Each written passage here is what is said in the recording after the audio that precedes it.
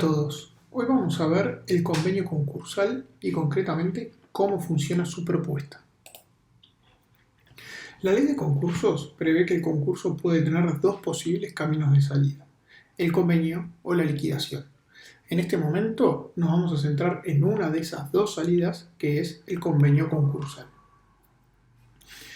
Este tiene por finalidad impedir la realización final de los componentes del activo del deudor, posibilitando, por tanto, que el comerciante o la sociedad puedan seguir comerciando y con el resultado de esta actividad pagarle a sus acreedores un porcentaje o la totalidad de los créditos adeudados en un plazo que se acuerde en el convenio. En caso que se liquiden los bienes del deudor, de más está decir que no se podrá continuar desarrollando ningún tipo de actividad comercial. Sin perjuicio de esto, en nuestro derecho, lamentablemente, el concurso no es llevado a cabo como fue originalmente pensado por el legislador. Normalmente, cuando los comerciantes llegan a la instancia de concurso, el pasivo es bastante más grande que el activo o la actividad comercial ya no puede ser desarrollado por algún motivo. Por ejemplo, puede ser que el modelo de negocios sea obsoleto o que el producto que se ofrezca también esté en desuso. Es decir, en la práctica, la hipótesis de concursos solventes no sucede muy a menudo. Nuestro legislador buscó que el concurso fuera un medio real para que el concursado pudiera saldar sus deudas y no tuviera que abandonar la actividad comercial. Pero claro, para que esto sea posible, se requiere que ante las primeras señales de dificultad económica, el deudor proceda a solicitar el concurso. Esto por cuanto, si buscamos a través del concurso reorganizar las deudas y continuar desarrollando la actividad comercial, no puede ser que el deudor sea completamente insolvente y recién ahí busque reorganizar las deudas que tiene. En nuestro país, como les comenté, los concursos son normalmente la última salida y se da cuando el concursado es totalmente insolvente.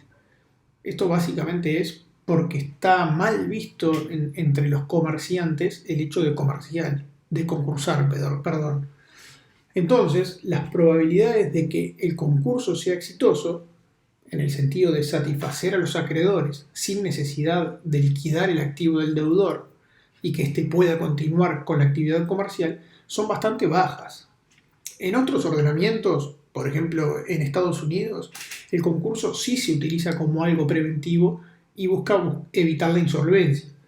No sé, para nombrar un caso bastante reciente y que todavía sigue en pie, la aerolínea LATAM Airlines, que quizá muchos de ustedes conocen, está actualmente en concurso en Estados Unidos y eso no obsta a que siga operando y siga volando de la manera que lo hacía antes de concursar, y en paralelo se está buscando un plan de reorganización de sus deudas y un plan también de continuidad para que pueda seguir operando como siempre lo hizo. Pero claro, esto porque la aerolínea no era totalmente insolvente al momento de solicitar el concurso. También en nuestro derecho se tiene que comentar que en muchos casos de concursos los acreedores terminan aceptando propuestas de convenio del deudor bajo el pretexto de que en caso que no se acepte esa propuesta no se va a cobrar nada. Esto también es una consecuencia de que el concurso siempre es solicitado como última medida. Esto lo que genera es que los acreedores muchas veces respalden propuestas ridículas, absurdas o incluso incumplibles que terminan haciendo que estas propuestas fracasen. Conforme al artículo 138 de la Ley de Concursos, el deudor concursado debe presentar al juez del concurso una o varias propuestas de convenio concursal con una anticipación no menor a 60 días de la fecha en que se va a celebrar la junta de acreedores. Esto significa que deberá ser presentado a más tardar 120 días después de la declaración de concurso. Esto por cuanto, de acuerdo al artículo 19 de la ley, la junta de acreedores no podrá celebrarse después de los 180 días a contar de la fecha de la sentencia que declara el concurso. Obviamente que en ambos casos estos días son corridos. La ley otorga un plazo considerablemente largo para que el deudor concursado pueda elaborar un plan de continuidad que pueda efectivamente llevar a cabo y que apareje la satisfacción de sus acreedores. Al principio del concurso, el deudor está únicamente preocupado por apagar el incendio, por ejemplo, paralizar ejecuciones, evitar embargos y demás, y también poder continuar con su actividad comercial. Pero claro está, para poder elaborar un plan que tenga éxito es necesario que exista un análisis profundo de parte del deudor y que no presente un plan a las corridas con compromisos que probablemente no puedan ser cumplidos. Por eso es que la ley otorga un plazo bastante grande al deudor para que presente la propuesta. El convenio concursal o la propuesta debe estar acompañada de un plan de continuación o de liquidación o ambos. Esta modalidad de propuesta combinada de continuación y de liquidación consiste en que se propone un convenio concursal con un plan de pagos, pero que en caso de imposibilidad en el cumplimiento de ese convenio, se activa la inmediata liquidación de los activos del deudor, sin tener que retornar al mismo punto de partida que estaba antes de celebrarse el convenio. En caso que el deudor concursado falle en presentar una propuesta de convenio, el juez del concurso se ve obligado a ordenar la liquidación de la masa activa del deudor. Por eso es importante que el deudor concursado, que quiera seguir adelante con su actividad comercial o al menos no perder todos sus activos, presente la propuesta de convenio concursal. Algunos requisitos que debe cumplir el deudor a la hora de presentar la propuesta de un convenio. Entre ellos está cuáles son los documentos que debe anexar a la propuesta. En este sentido, la propuesta debe ir acompañada de el detalle de la propuesta, que debe constar cómo el deudor va a proceder y en caso de que existan muchas propuestas, que también es posible, se deben de presentar tantos detalles como propuestas existan. También debe ir acompañada de la resolución del órgano social correspondiente en caso de concursos de personas jurídicas. En este sentido, se debe destacar que la propuesta debe estar firmada por todos los administradores. Es decir, en esta instancia no alcanza que esté suscrita por quienes o quien representa a la persona jurídica. Debe estar firmada por todos los integrantes de su órgano de administración. La propuesta además debe ir acompañada de un plan de continuidad o de liquidación, según sea el caso, conforme a lo que ya vimos. Debe diferenciarse, en este caso, el plan de liquidación de la liquidación de la masa activa que puede decretar el juez de concurso. El plan de liquidación, obviamente, es presentado por el deudor concursado y es él quien propone y contempla, entre otras cosas, qué es lo que se va a liquidar, quién lo va a hacer, cómo lo va a hacer, en qué plazo lo va a hacer, cómo va a distribuir ese producido y demás. Que cuando es el juez del concurso el que lo decreta, todo esto es determinado por el juez. La otra hipótesis es el plan de continuidad, cuyas exigencias pueden encontrarse en el segundo inciso del artículo 138 de la Ley de Concursos. En esencia, lo que se procura es que el deudor precise cómo hará para que la empresa se recupere, cuánto costará esa recuperación y de dónde saldrá el dinero necesario para hacerlo. Se debe destacar también que para que el plan de continuidad sea viable, es necesario que el deudor se haya asegurado la disponibilidad de los componentes económicos que sean necesarios para el desarrollo de su actividad comercial y que pudieran estar grabados con garantía real, es decir, hipotecas o prendas. Por tanto, el concursado debe procurar solucionar la situación de los acreedores con privilegio especial para que no busquen ejecutar sus garantías posteriormente. La propuesta también puede ir acompañada de otros recaudos. En este sentido, puede ser que la propuesta contenga obligaciones de cargo de terceros, como por ejemplo fiadores, o incluso que contenga obligaciones de algunos acreedores.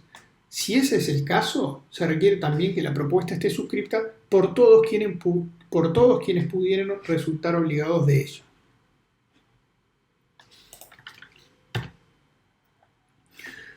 ¿Cuál es el contenido de la propuesta de convenio? El contenido de la propuesta está determinado en el artículo 139 de la ley y consiste básicamente, en primer lugar, en las quitas o las esperas. Estas conforman la esencia del convenio. En nuestro régimen legal no hay ningún tipo de límite a las quitas o esperas que puede proponer el deudor concursado. En el derecho comparado, sin embargo, es normal que el deudor sí vea limitadas sus opciones en este sentido. Por ejemplo, en algunos casos se limitan que las quitas no pueden ser mayores al 50% del crédito del acreedor o que los plazos que se otorguen para el cumplimiento de las obligaciones no pueden ser mayores a 18 meses. Así era como lo preveía nuestro régimen anterior de concordato. Pero con la nueva modalidad que impuso la nueva ley de concursos, rige en este sentido la autonomía de la voluntad de las partes. Se debe decir también que la ley no determina la inclusión de cláusulas tendientes a clarificar el cumplimiento y la ejecución del convenio que está proponiendo el deudor. Por lo tanto, la doctrina reconoce la conveniencia de incluir también dentro de la propuesta, entre otras cosas, la designación de una comisión de acreedores. Puede proponerse la creación de una comisión de acreedores si ésta todavía no existe, o en caso de que ya exista esa comisión de acreedores, el deudor puede proponer una nueva integración. Adicionalmente, debe proponer cuáles serían los cometidos de esta comisión de acreedores. Es conveniente que dentro de sus facultades se incluya la de desarrollar una tarea de fiscalización de cumplimiento del convenio. Al final del día, lo que les interesa a los acreedores es que se cumpla ese convenio que está proponiendo el deudor. También se puede incluir dentro de la propuesta, en caso de considerarse necesario, la posibilidad de designar un delegado de esta comisión de acreedores que tenga expresas facultades de fiscalización, interventor o veedor, que obviamente sean determinados de forma concreta. Este miembro designado actuaría, por supuesto, en colaboración con el síndico o interventor del concurso. Además, la comisión de acreedores puede tener facultades para disponer la liquidación de los activos del deudor, es decir, activar el mecanismo de venta en bloque de la empresa en caso de que se constate el incumplimiento de los pagos a los que se obligó el deudor a través del convenio. También se puede consagrar el régimen de mora. Obviamente que el incumplimiento de las obligaciones contraídas por el concursado en el convenio va a traer la mora, pero puede ser conveniente establecer que este régimen legal de mora pueda ser modificado por la comisión de acreedores. Es decir, que en caso de que la comisión lo considere necesario o prudente, ésta le pueda otorgar un plazo de gracia al concursado para que éste cumpla con su obligación y evitar así la caída en mora. De nuevo, al final lo que se quiere es que el deudor cumpla con sus obligaciones. Se entiende que también es necesario, o al menos conveniente, consagrar en el convenio la fecha de comienzo de cumplimiento de los pagos, así como la centralización de los mismos. Está claro que el deudor va a ir pagando a medida que el producido de su actividad se lo permita, pero es aconsejable y además le da mayor seriedad a la propuesta de convenio del concursado el hecho de que incluya al menos la fecha en que van a comenzarse con los pagos a los acreedores. De igual forma se entiende respecto a la centralización del pago de las cuotas del concurso. Se debería establecer que la comisión acreedora o quien ésta designe recibirá del deudor y en nombre de los acreedores el importe correspondiente a cada una de las cuotas pactadas y será ésta quien proceda a repartirlo a prorrata entre los acreedores concursales. Este mecanismo consiste en que el concursado debe pagar la cuota del convenio de forma integral a la comisión o a quien ésta designe y no una fracción de la cuota a cada acreedor. Esto, además de facilitar considerablemente la labor de distribución de la cuota, permite ver con claridad en caso de que el concursado incumpla con el convenio, porque claro, es solamente una cuota que él debe pagar y no 50 cuotas que representan la totalidad de los acreedores.